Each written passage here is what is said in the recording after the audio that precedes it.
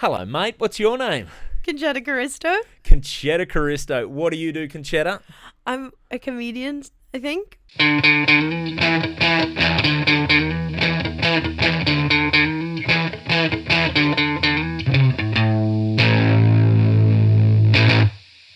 G'day guys, Andrew Barnett here with a brand new episode of Crowdwork Cast. As you heard just then, my guest this week is Concetta Caristo, who is an absolute joy of a human being to chat to. So you're going to enjoy the episode.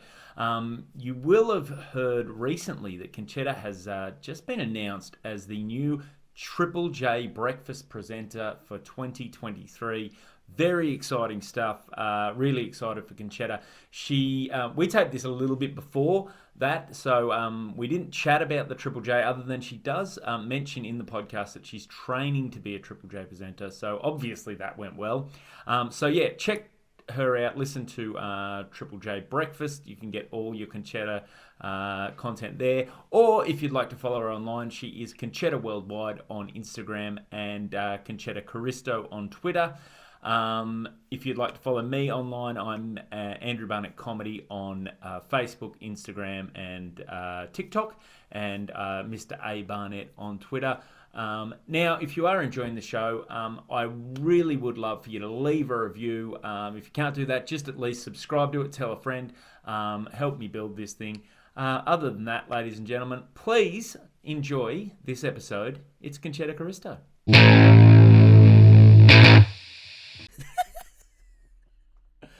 Oh, I love the confidence of a comedian, I think. Why is it only an I think? I don't know. That's so funny. Like, now if Uber drivers or anyone asks me, I say comedian straight away, point blank. Even though I think the shyness comes from, like, nobody knows who I am. Like, it's a weird existence of, like, I do it, but it's so weird to say it to someone and they're like, you kind of have to be known. Sometimes it feels to be. Yeah, I think my other rule is, are you paying the bills? Like, if it's what you do...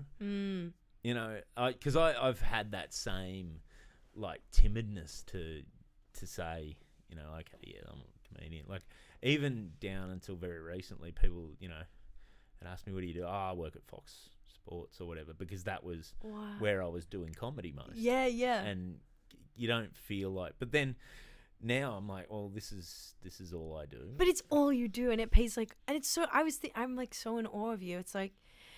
Because I think about me and Ben, and we're both comedians, but we're both not like struggling, but it doesn't pay all our bills yet. And I think about how you're like a family man. You have a family and a beautiful, and it's all from the dream. Like, that's the dream. You're doing it. Yeah, I've also got a wife who, you know, she's got a job. You know what I mean? Like, yeah, that's so true. It's like anything, and I don't know. I think at a certain point, like if it's the only thing you do.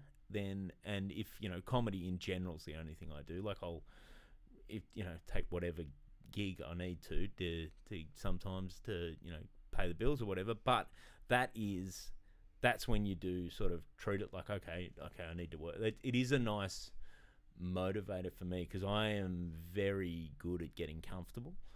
Do you know what I mean? Yeah. Like, you know, that feeling of like, I'm pretty happy. Oh, yes, I'm comfortable. I don't know. Whereas there's nothing comfortable about knowing that, okay, we've got to pay a mortgage payment. And that needs to come from somewhere. Totally. So, it's like pushes the hustle. Yeah. Yeah. Yeah. So how long have you been doing comedy?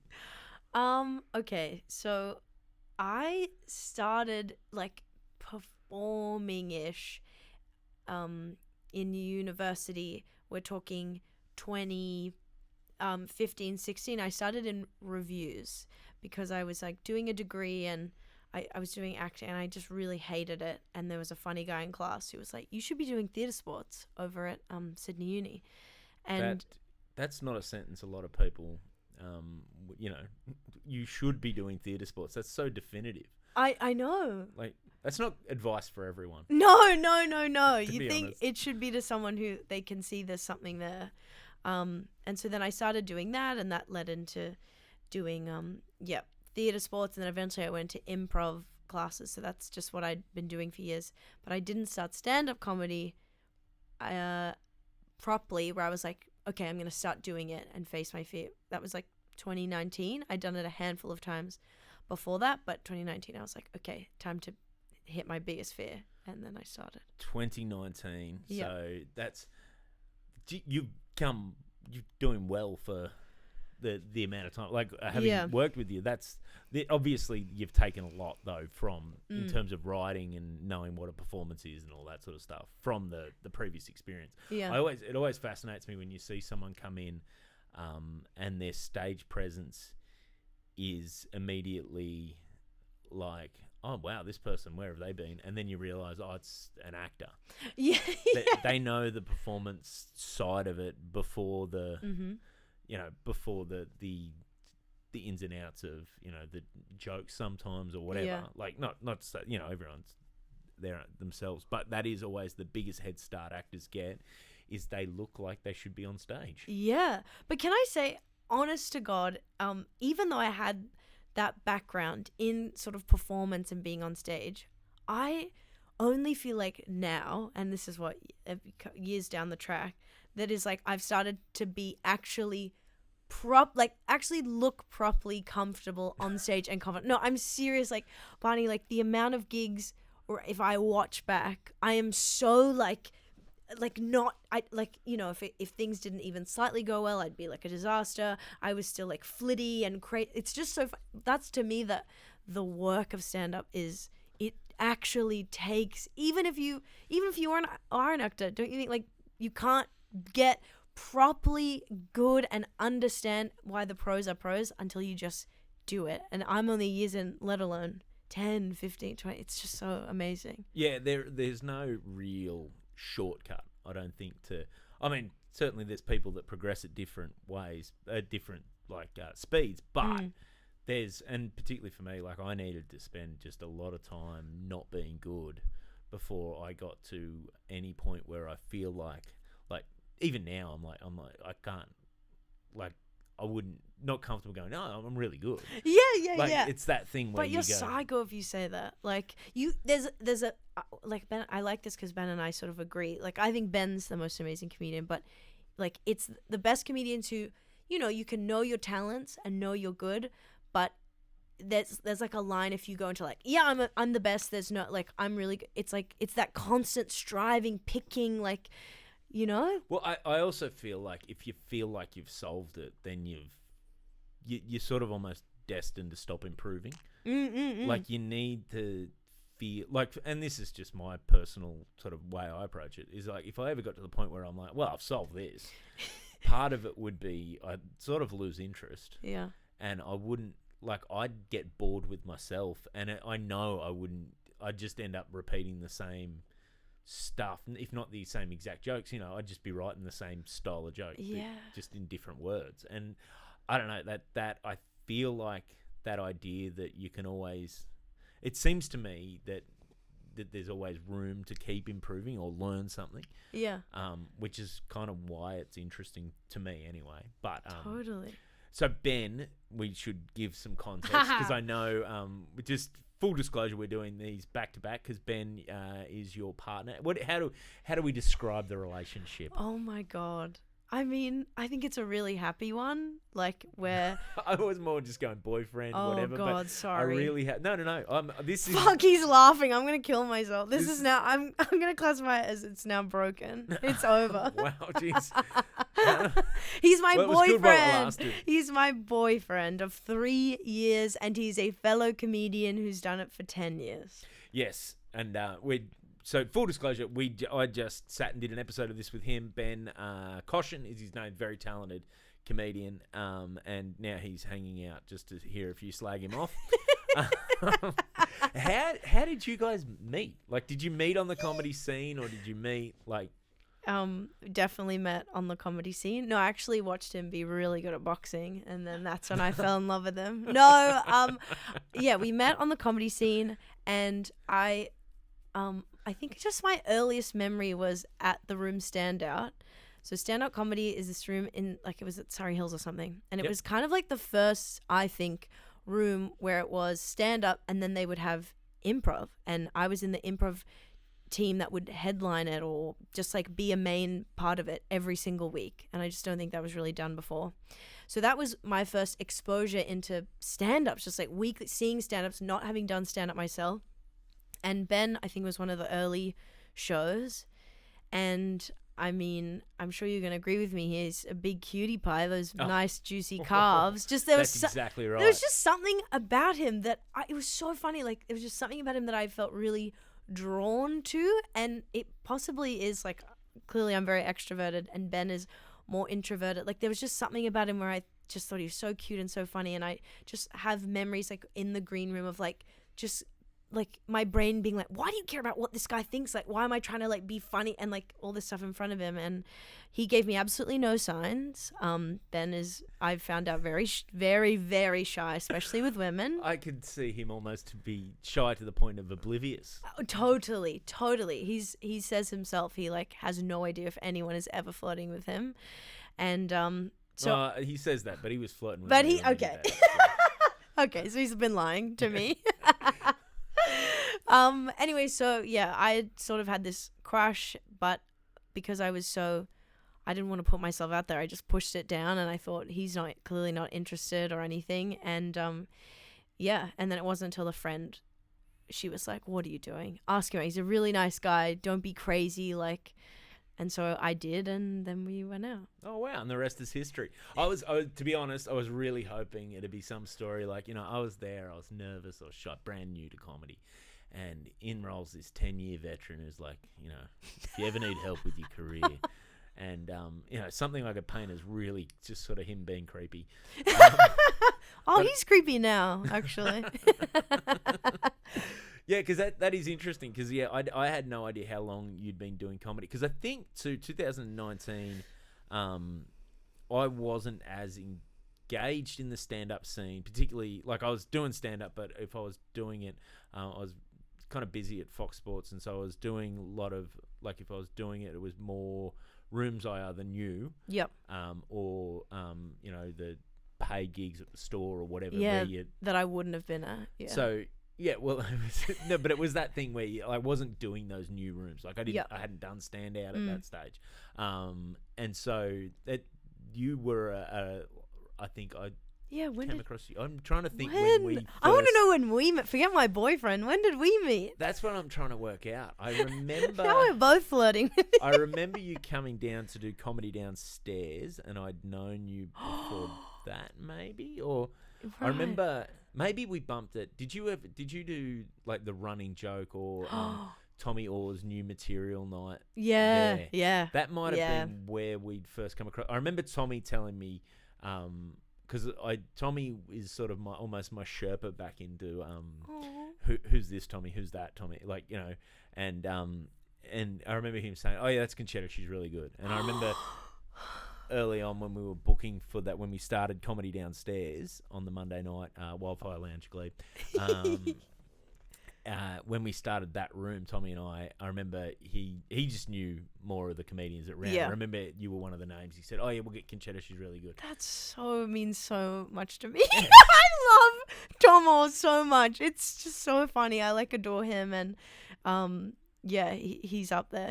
I love you guys. But sorry, I just had a memory.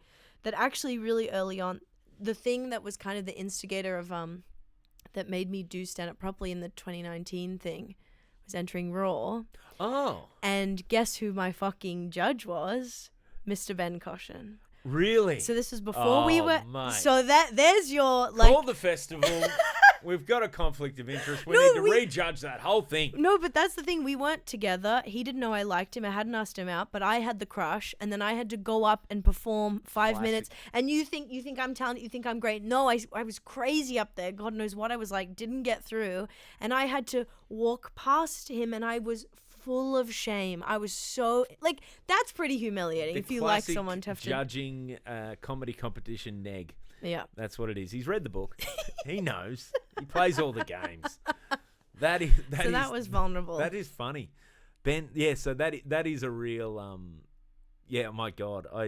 I hated I remember when I was starting, when I was first doing Raw and all that sort of stuff, I hated failing in front of strangers, let alone someone you actually wanted, or you want everyone to think you're funny, but yeah.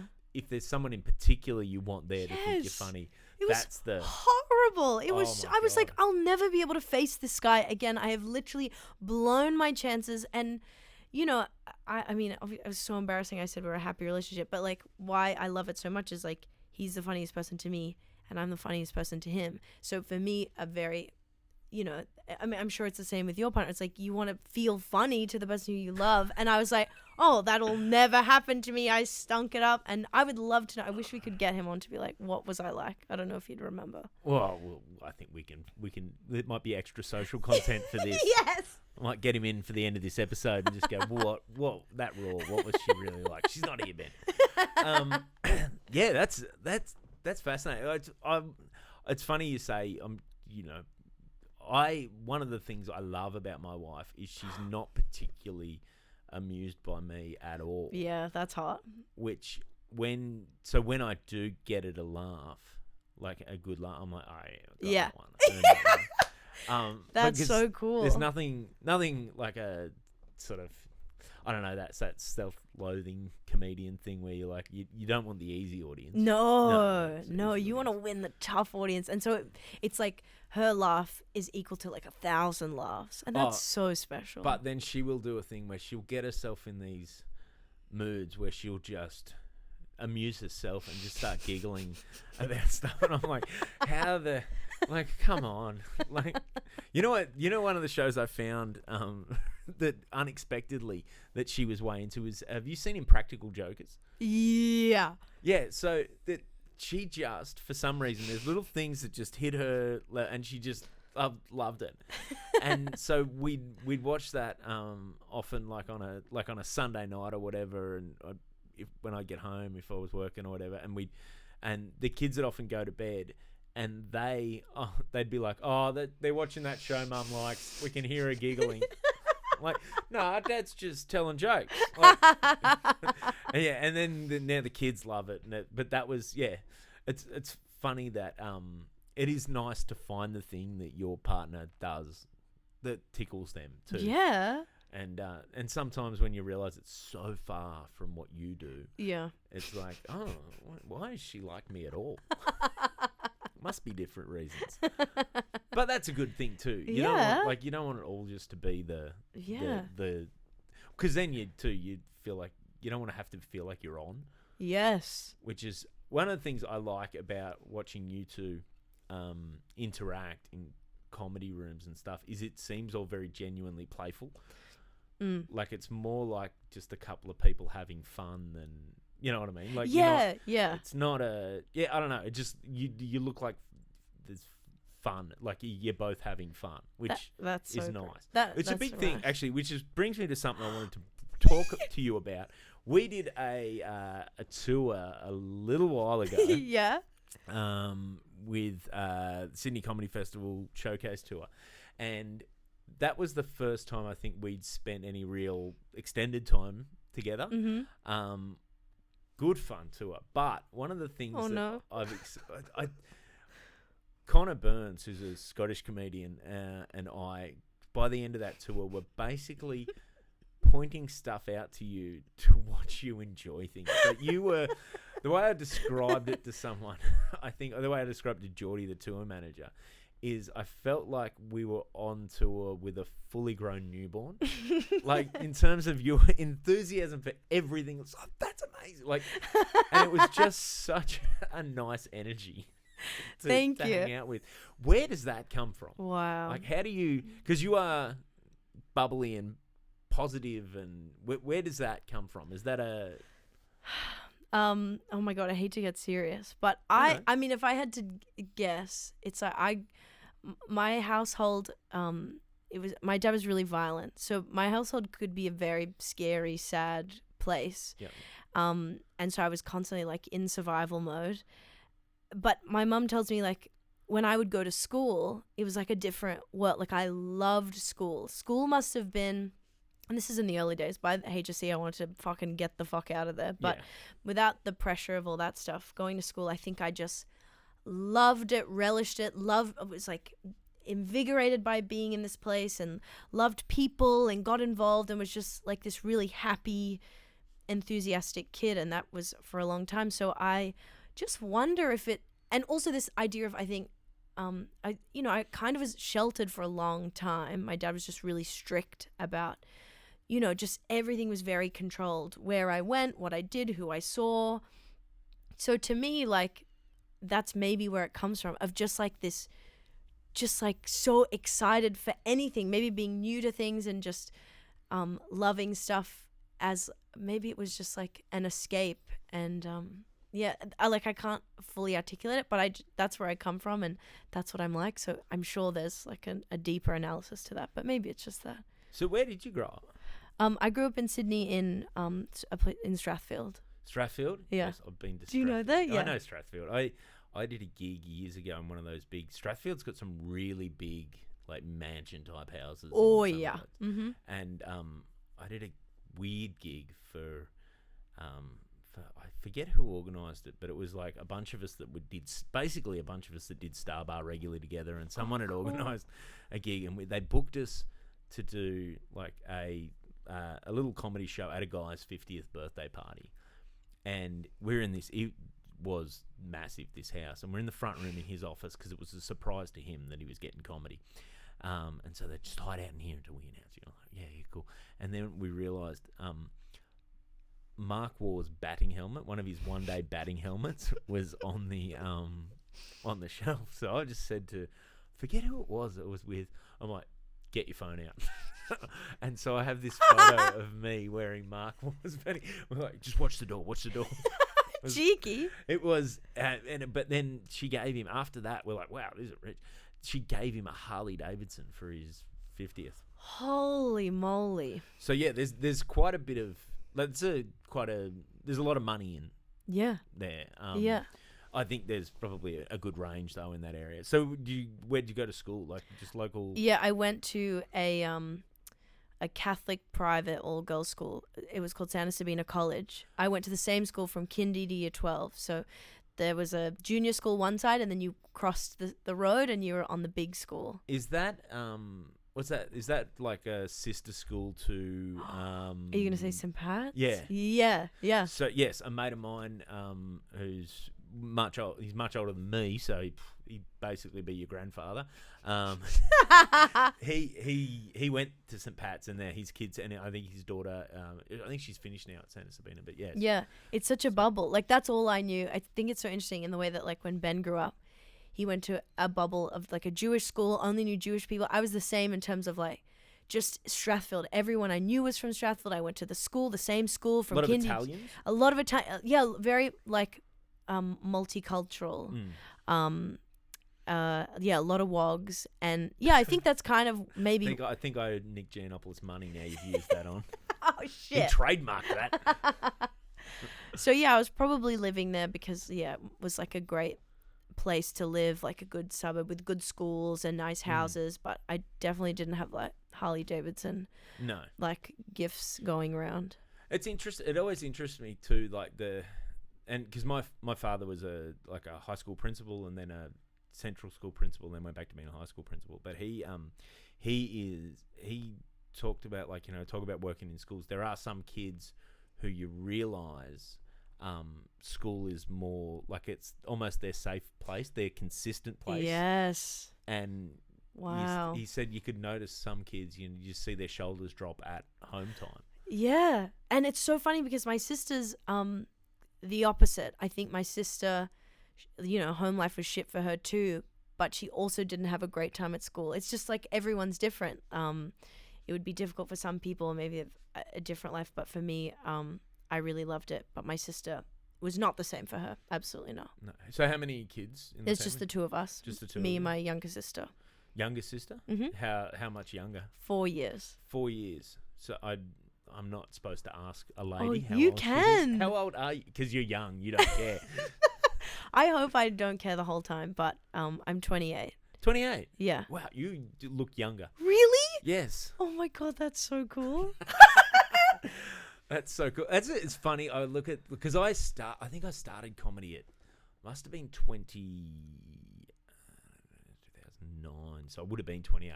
That's amazing. So I would have been your age when I started comedy, and I felt like the oldest person starting comedy in the world. Wow. Which was only exacerbated by I had a kid at that stage. I'd been married for a couple of years and I had a kid. Yeah, it's funny now watching, like, and then it's funny because I was talking to your partner Ben about I remember him turning up as a 19-year-old. Really? Yeah. Oh my God, that fills me up. That's so beautiful. Probably part of the reason I felt so old at 28. I look back now and go, I wasn't old at all. Like, You're not at all. I know that's so, but I feel that too. I'm like, there's guys who start and they're so good and they're like 20 in their 20s, Yeah. and people who were performing and knew about performing in school. Like I came to it after school, like, you know, university and stuff. There's always someone younger than you, but that's why it's so amazing when it makes comedy interesting when there's people from all different lives, and that's just, you just have to, that's like the advice is like, it doesn't matter when you frickin' start, you just do it. I remember years ago working with Dom Herrera, who's a American comedian. Has worked with opened for Sure. Like that's what he just had the best stories. Like I worked with him at the store doing the weekends when he was out, and then him and I got along real well in a couple of tours in a row. Like he asked if I'd open for him at those shows at the store and stuff, and it was the best. He's the most relaxed bloke I've ever met in my life. Like in terms of, you know, most people when their hour starts, like their show starts, they're backstage getting focused. He was, when I went on stage to open the show, he was still finishing his drink in the bar before coming back. Like that's like so cool. But him talking to me about how one of the things he loved about comedy was it kept him young. He said, he goes, at my age, where would I ever be interacting with people as young and as I do? Like, and I get to hang out with them as peers, and that's something I don't think I appreciated it as much at the time, but now I think about it and I really do. Like it's interesting getting to hang out and get those perspectives, and because I think that's important too, because especially at the moment it's very easy to get in a bubble. Yeah. And like I see that even, you know, people talk about, you're getting these bubbles, like people getting their information bubbles, but you can see it even in social bubbles where, you know, when you're busy, you've got kids and you know, you get running them from school activities. Your entire social bubble can be people in those same scenarios, and that becomes your little social world. And so then you can see how those sort of perceptions, you know, you start to see everything. Everyone around you sees the world similar to the way you do from that, through that prism, and so it reinforces the way you're thinking. Whereas one of the things I do love is I get out and when I'm in a green room or whatever, you know, you think about who's there and you're chatting to people, and the experiences are so different. Totally. I mean, it translates to then what they do on stage, but then that's just different people, and that's so true. Like, I mean, that's why it's amazing, because it's bananas to do stand-up comedy. It's just bananas to go up to strangers every night, to be with random people, and it's not, I don't know. I mean, I've told you that I haven't worked in an office, but it's not, you can't compare it to working in an office. Like, they're like your colleagues, but not really. You can know someone, but without even knowing them. This is the thing. Like, I realized doing this, like, I've probably asked you more questions in the time I've known you than I've asked your partner Ben, and I've known him 10 years. Yeah, it's you know just what I mean? different. Like, yeah. There's stuff like we just you just don't talk about, or Yeah. But the other thing is, I think those tours where you're on tour, where you spend longer periods just hanging with each other in their company, that helps you get to know people a bit better as well. And that's one of the fun things. And this is where I think you're gonna, like, one of the things, like, I got this thing at the moment. I'm trying to learn or get something out of every gig. Trying to learn something. What am I trying to take away, you know, that I didn't know before? And one of the things I loved about that with you is there is so much. There's so much joy in the process of just doing it. Like, it's easy to become jaded, but that's where, if you're ever jaded, that's when I know it's time. It's time to give up, everyone. The world's ending when Concetta Caristo is jaded. Yeah. That was such a fun, just those little things, because it was a fun. And Connor and I were having fun. Just watch this. Hey, look at the seals. Oh my God, seal! Like, it was. I know. It's so that's infectious energy, but that I think is so important because I think too, starting comedy sometimes in your head or any career, especially when you're young, you think the process is going to be shorter. Okay, I'll start comedy. I'll get a special. I'll do this. I'll be at this level, and it actually, it's a career is far longer than you actually realize it is. And so, if you're not enjoying all the steps along the way, then that to me, that's what I'm trying to get at. Myself into that now. Just enjoy the process. Yes. Worry less about the outcomes. Enjoy more the process. That's so beautiful. And the fact that you're self-aware about it is the first step. The fact that you can reflect and think about how you feel and what you would like to feel, and like, that's amazing. That's just such a gift that you have that and that you're doing that. And it doesn't mean you'll get it right every single time. It's just the fact that awareness is there. I want to say that trip for me was a gift. It was so nice. That's the thing, is like, I think about being in comedy rooms and you know me, I'm extroverted, but sometimes I'm like writing seconds before I go on. Like, we haven't even gotten to process, but like, I haven't thought about it, right? So I'm like, and I can't be fine. And then I leave. But like, having something where there was more time, where you get to know people by like doing activities and eating, was so different. And it was so lovely to put these like 5 random comics together. And I just adored you. And then it means it's like, next time you see this person at a gig, it's like you've got that special rapport in a way that you would never have had if we didn't do it. And I loved it. And I also just want to say that there was a really nice moment on that trip. I don't know if you remember, but it's when we were leaving that convenience store that had literally everything in it. And I bought like a Barbie magazine and like a Barbie thing. And I was a bit down, and you were like, hey, are you doing okay? And I just told you I felt like I was stinking it up there, or I was like just being average. And you just like you just said something so encouraging, and and I just like that you could see that in me, and you're just a very kind, intuitive person. So thank you. That's not I sometimes think you don't realize, like, as much as you thought I was intuitive and really like that. Now that you said that, I remember that conversation, but that hadn't really clocked in my head. So sometimes that's nice to know too, that just taking that little moment that just to ask someone how they're doing or whatever. Sometimes that you don't realize the impact that's having. Like I think that's really nice to hear. That was a really fun trip, and they weren't all easy gigs, or they weren't no.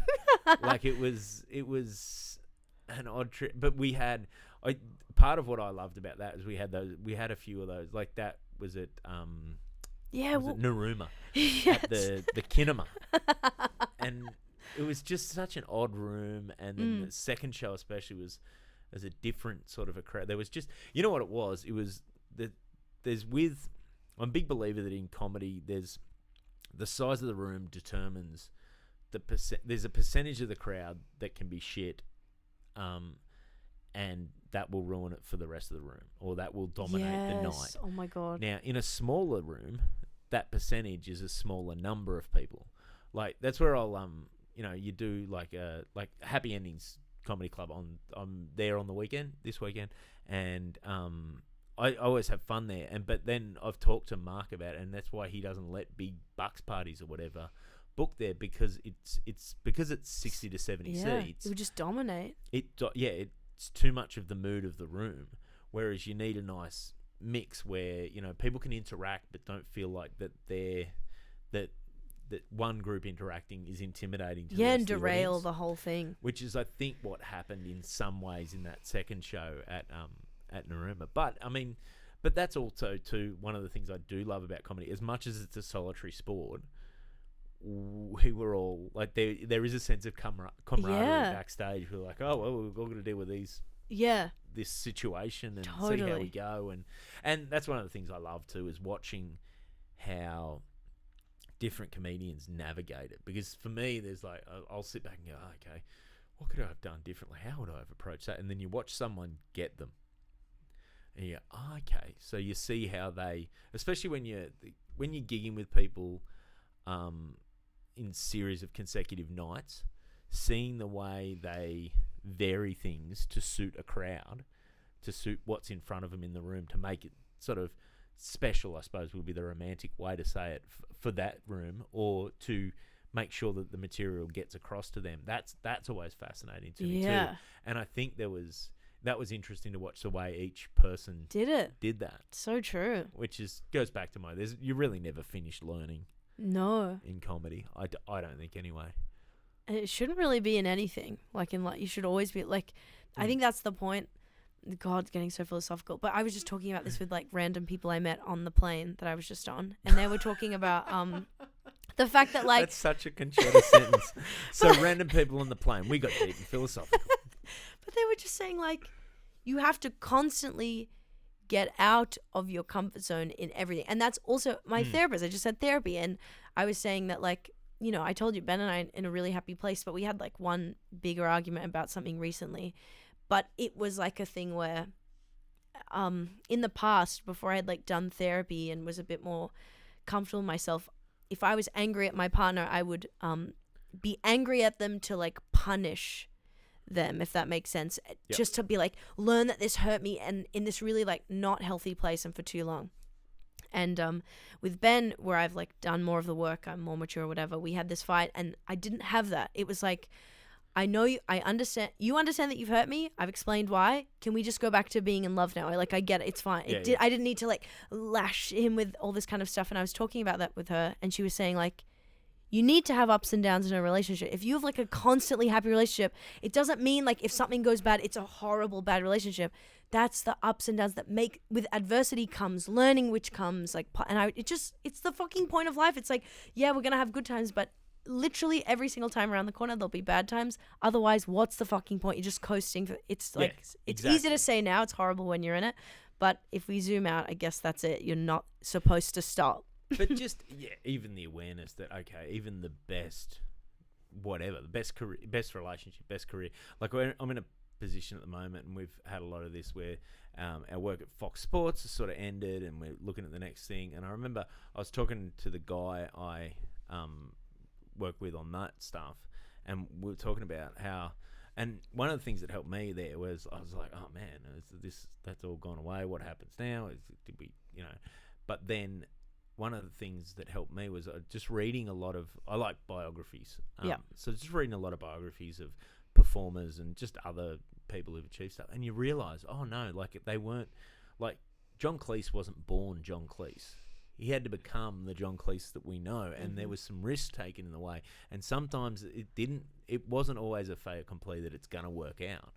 And, every career has points where people are down and forgotten about for sometimes long periods of time. Yeah. But it doesn't mean that they just keep doing it. And that's where, back to working on, like, just enjoying the process of doing stuff, which is part of the reason I started this again, was I always enjoyed doing this. That's great. But and that's where so I just thought, if I do it and not worry about, okay, how do I monetize, how do I do it, if you just head down, do the work, then the career takes care of itself, sort of approach. Just start. And the main thing you said is that you really enjoy it. So just do, podcasting is like the bottom rung of like, just do it, accessibility.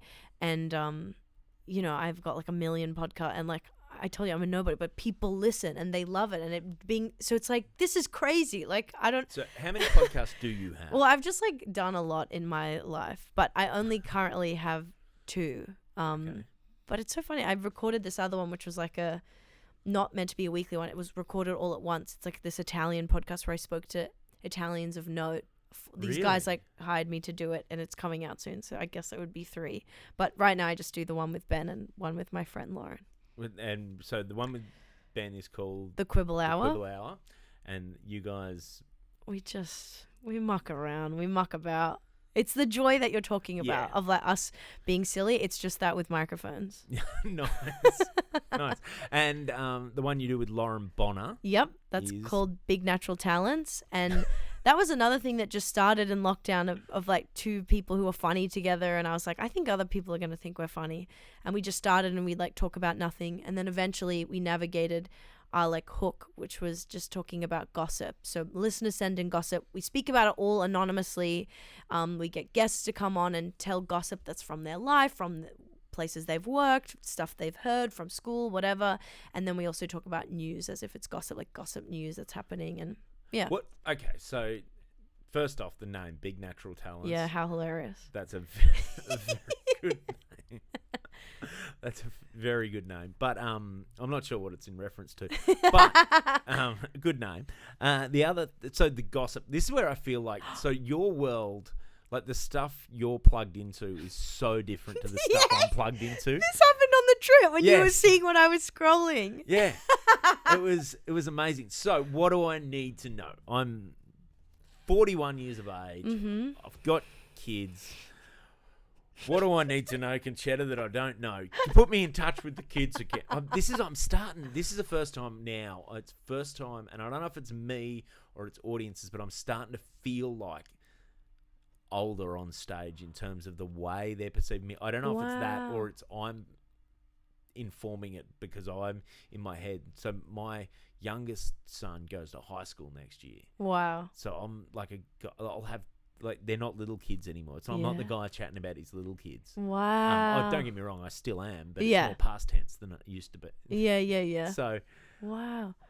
So what do I like? What am I missing? What's trending? Oh my God, that's such a great and hard question. I don't know. I mean, honestly, when we talk about gossip stuff, it's like a lot of like just what goes big on Twitter. It's all like garbage, but it's like we were talking about the new Prime Minister of England, like she was wearing this necklace that people looked into was like a dominatrix thing. Like, you know, we go down these crazy rabbit holes that Kim Kardashian was a sex tape. Like, was it actually planned? Was it not? Then we talk about like, you know, Adam Levine cheating on his wife. You got these Try Guys, which are these YouTubers that we'd never. What are like, Try Guys? Exactly. So I think there were these guys who worked at BuzzFeed. Remember when BuzzFeed was huge and everything was listicles, and they were just these normal guys who just started to try things on the internet, and then, you know, BuzzFeed is $1 million kajillion, so they could just film it and make all this content, and then they made their own YouTube channel. And this is so funny because I got interested in it even without knowing what the fuck it was or what it meant.